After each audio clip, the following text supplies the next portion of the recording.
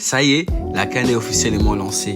Une cérémonie d'ouverture spectaculaire, un stade en fusion et surtout un premier match qui a déjà livré son lot de tensions, de surprises et des signaux forts pour la suite de la compétition. Le Maroc face aux Comores, un favori attendu, une équipe outsider sans complexe et très vite, on a compris que cette CAN ne serait pas un long fleuve tranquille. Penalty manqué, pression, réaction des cadres, gestion du match. On va décortiquer ce qu'il faut vraiment retenir de cette rencontre et ce que ça dit du Maroc et ce que ça annonce pour la suite du tournoi. Installe-toi bien, on rentre maintenant dans le match. Avant même le coup d'envoi, cette CAN avait envoyé un message fort. Une cérémonie d'ouverture sobre mais symbolique, des couleurs, de la musique, une identité africaine pleinement assumée. On a senti que cette compétition était prise au sérieux, très au sérieux. Le stade Prince Moulay Abdallah est plein à craquer, les tribunes vibrent, les drapeaux flottent et malgré la pluie qui s'invite à la fête, personne ne quitte sa place. Et le moment fort, le prince descend sur la pelouse, salue un à un les joueurs sans parapluie, sous la pluie, dans un geste simple mais très symbolique, mais très fort symboliquement. Ça pose le décor et si on ne parle pas des matchs banals, on parle du lancement de la CAN à domicile avec une pression immense sur les épaules du Maroc et une Afrique entière qui regarde. Et c'est dans ce contexte électrique, le match peut enfin commencer. Franchement, dès le coup d'envoi, on sent que le Maroc veut bien faire, peut-être même un peu trop. Le ballon circule, la pression est largement marocaine, mais en face, les Comores sont tranquilles.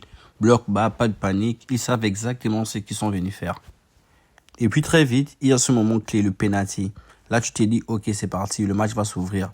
Sauf que non, le penalty est raté et un énorme respect au gardien comorien qui reste solide et ne trompe pas du tout. À ce moment-là, tu sens que bon, un petit flottement marocain, la pression et tout, un peu de stress. Mais cette impression que le match ne va pas se dérouler aussi facilement que prévu. Les minutes passent, le Maroc pousse, tente, centre, combine, mais ça manque encore de précision dans les derniers mètres. Et les Comores, eux, gagnent quelque chose de très important, la confiance. Au retour des vestiaires, on sent tout de suite que le Maroc revient avec autre chose. Plus d'intensité, plus de rythme et surtout plus de justesse dans les choix. On arrête un peu de forcer, on joue plus simple. Et là, forcément, les individualités commencent à parler. Excusez-moi. Brahim prend davantage le jeu à son compte. Entre les lignes, il se rend disponible, il provoque, il crée du danger. On sent clairement que c'est lui qui peut faire sauter les verrous. Les Comores, eux, commencent à reculer. Pas par manque de volonté, mais parce que physiquement et mentalement, c'est dur de tenir aussi longtemps. Et puis devant, El Kaabi fait ce qu'il sait faire. Sentir les coups, se placer, être là au bon moment. Et à partir de là, le match change complètement de visage. Le Maroc n'est plus dans la gestion, il est dans la maîtrise. On passe des matchs tendus à un match contrôlé. Et ça fait toute la différence. Et franchement, pour un premier match d'ouverture, le but d'El Kaabi, quelle reprise des volets. Ça donne déjà le ton pour la suite de la compétition et ça promet déjà. Si franchement, durant toutes les autres journées, on a des buts aussi magnifiques, le classement de la compile sera difficile à réaliser pour les observateurs et les monteurs vidéo. Alors, on va poursuivre à analyser cette rencontre.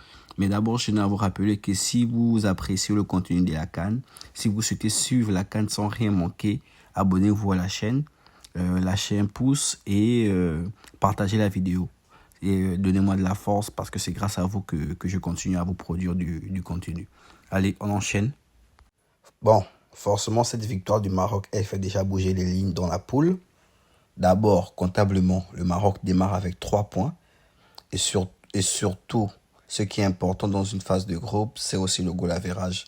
Une phase de groupe, là où on le rappelle, le meilleur troisième peut être qualifié. Donc déjà, avec 3 points et plus de goal average, on peut dire que ça enlève déjà un premier poids à l'équipe marocaine. Surtout que c'est le pays hôte. Mais au-delà des points et surtout au niveau du message qui est envoyé, le Maroc a su gagner sans être flamboyant.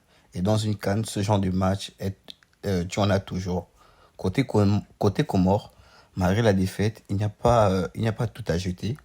Loin de là, ils ont tenu, ils ont résisté, ils ont montré qu'ils ne seront pas une équipe facile à manœuvrer. On les connaît, on les a vus déjà lors de leur première participation à la CAN 2019, oui, avant la CAN 2020 en Côte d'Ivoire. Ils avaient déjà fait belle impression. Ils avaient aussi déjà affronté le Maroc et avaient perdu sur le même score. Alors, pour eux, ce n'est pas encore terminé. Il reste encore 2 matchs, certes dans une poule assez tendue avec le Mali qui arrive. Mais rien n'est joué, ni pour la première place, ni pour les places qualificatives. Et c'est exactement ce qui rend cette CAN intéressante dès le premier match.